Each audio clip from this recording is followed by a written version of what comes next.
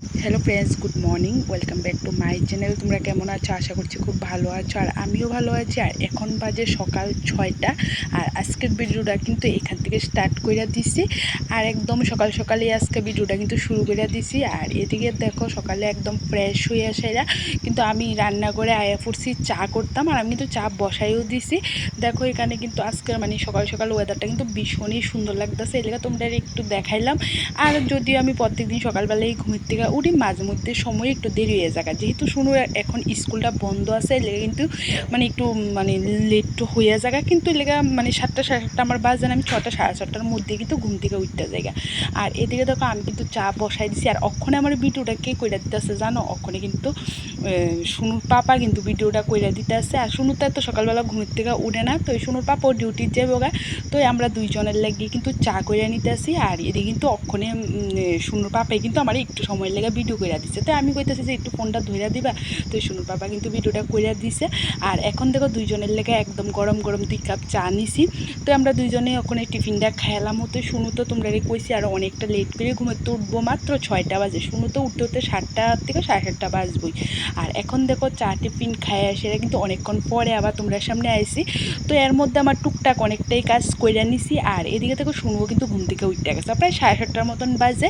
আর এখন কিন্তু আমি একদম ঘরটা গুছাই নিতে আসি। আর দেখো প্রথমে কিন্তু আমি খাটটা গুছাই লেছি, আর আজকে দেখবা খাটের উপরে বালিশ কিছুই দেয়, মানে সব কিছুই আমি বাইরে রোদ্রে দিছি। কয়েকটা দিন ধরে তো বৃষ্টি হইতেছে আর ভালো করে রোদ্র উঠতেছে না, তো আজকে রোদ্রটা কিন্তু মানে ভালো আছে, লেখা বালিশ টালিশটা একটু রোদ্রে দিছি, খাতা এগুলো মানে সব কিছুই রোদ্রে দিয়া দিছি। আর আমার কিন্তু ঘর গুছানো পুরা কমপ্লিট, তো তোমরা তো দেখাইলাম। আর ওই রুমটা বেশি একটা আগোছালো হয় না, ওই রুমটা কিন্তু গুছানোই থাকে।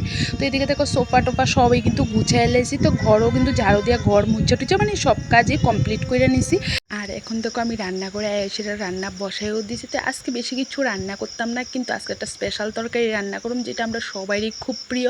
এর লেগে স্পেশাল করতেছি, কারণ এটা মানে খুবই প্রিয় একটা তরকারি, আমরা ঘরের কিন্তু সবাই খুব পছন্দ করি।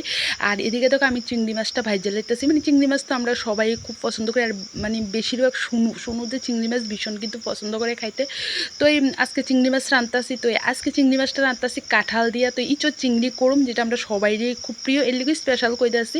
তো এদিকে দেখো আমি চিংড়ি মাছটা কিন্তু হালকা করে সেটা ভাইজা লাইছি। তো এদিকে দেখো চিংড়ি মাছ ভাজার পরে কিন্তু কাঁঠাল আলু ভাইজা লাইতাছি। তো কাঁঠাল আলুটা কিন্তু আগে আমি একটু হলুদ দিয়ে সেটা একটু সিদ্ধ করে লইছি।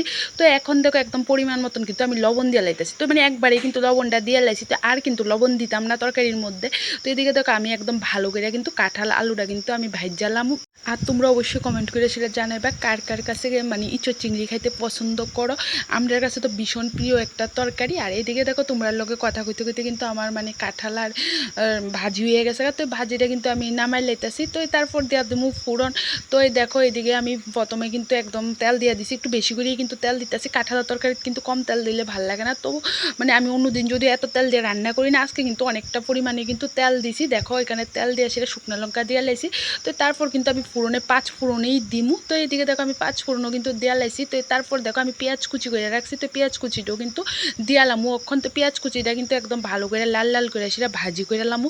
তো এরপরে কিন্তু মানে আমি এখানে কিন্তু মশলার মধ্যে কাঁচা লঙ্কা, আদা, রসুন, পেঁয়াজ, জিরা, ধনিয়া একসাথে কিন্তু আজকে কিন্তু পাটা পুতার মধ্যে কিন্তু আমি বাইটটা নিয়েছি। আজকে কিন্তু মিক্সারে মশলাটা পেস্ট করছি না, আজকে কিন্তু পাটা পুতার মধ্যে কিন্তু আমি বাইটটা নিয়েছি। তো যেহেতু স্পেশাল তরকারি খুব সুন্দরভাবে মনোযোগ দিয়ে কিন্তু রান্না করতে আসি। তো এখন দেখো আমি কিন্তু মশলাটা ভালো করে কিন্তু ভাজা নিতেছি, তারপর একটু হলুদও দিয়ে দিছি। তো দেখো এদিকে আমি কিন্তু একদম ভালো করে মশলাটা কিন্তু কষাই লাইছি। তো তারপর দেখো আমি কাঁঠাল আলু এটি দিয়ে দিতেছি, এখন কিন্তু এটাও কিন্তু আমি মশলার লগে ভালো করে কষাই নিব। আর এখন কিন্তু আমি এই তরকারিটা ভালো করে কষাইয়া ঝোল দিয়ে দিছি, ঝোল দিয়ে আবার ঢাইকও দিছি। তো তরকারিটা হোক, আর এক পাশে কিন্তু আমি ভাতের লেগে জলও বসাই দিয়েছি, জলটা গরম হয়ে গেছে। আর এখন দেখো আমি ভালো করে কিন্তু চালটা ধুয়ে নিছি। তো এখন কিন্তু আমি মানে চালটা দিয়ে দিতেছি। তো ভাত হইতে যদিও বেশিক্ষণ সময় লাগতো না, আর এর মধ্যে দেখো তরকারিটাও কিন্তু হয়ে গেছে। তো এখন কিন্তু আমি চিংড়ি মাছটা এখনও দিছি না। তো এখন দেখো আমি ঢাকনাটা উঠাইছি, তো এখন আমি চিংড়ি মাছটি দিয়ে দেবো। তো এই তরকারিটা কিন্তু আরও ঝোল টানাইলামও, তবু একটু ঝুলঝুলে রাখুম, কারণ কাঁঠালে কিন্তু অনেকটা পরিমাণে ঝোল টাইন না জায়গা।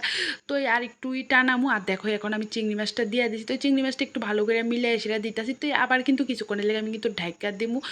আর এখন দেখো তরকারিটা কিন্তু হয়ে গেছে, এতটুকু ঝোল কিন্তু আমি রাখুম, কারণ ঝোলটা কিন্তু অনেকটাই টাইম না জায়গা। আর তরকারিটাও কিন্তু হয়ে গেছে গরম মশলা দিয়ে নামাইলামও। আর এর মধ্যে আমি একটু ভাতটা লাইড়া দিতেছি। তো এখন দেখো আমি কিন্তু গরম মশলা দিয়ে লাইতেছি। আর তরকারিটা কিন্তু খাইতে ভীষণই টেস্ট হয়েছে আর দেখতেও কিন্তু ভীষণ সুন্দর হয়েছে। তো আজকে কিন্তু বেশি কিছু রান্না করছি না, তো কাঁঠালের মানে ইঁচড় চিংড়ি দিয়ে করছি আর করছি আলু ভাজা আর কয়েকটা চিংড়ি মাছ ভাজা শুনুর লেগে রাখছি। শুনু যেহেতু চিংড়ি মাছ খাইতে ভীষণই পছন্দ করে আর চিংড়ি মাছ ভাজা কিন্তু খাইতে ভীষণই পছন্দ করে, লেগে কয়েকটা চিংড়ি মাছ ভাজা করছি। তো আজকে কিন্তু এরপরে আর কোনো ভিডিও করা হইছে না। তো এই আজকের ব্লগটা কেমন লাগছে অবশ্যই কমেন্ট করে শেয়ার করবে। তাহলে ভালো থেকো, সুস্থ থেকো, কালকে ফিরে আসবো নতুন একটি ভালো ব্লগের সাথে। তাহলে আজকের মতন টাটা।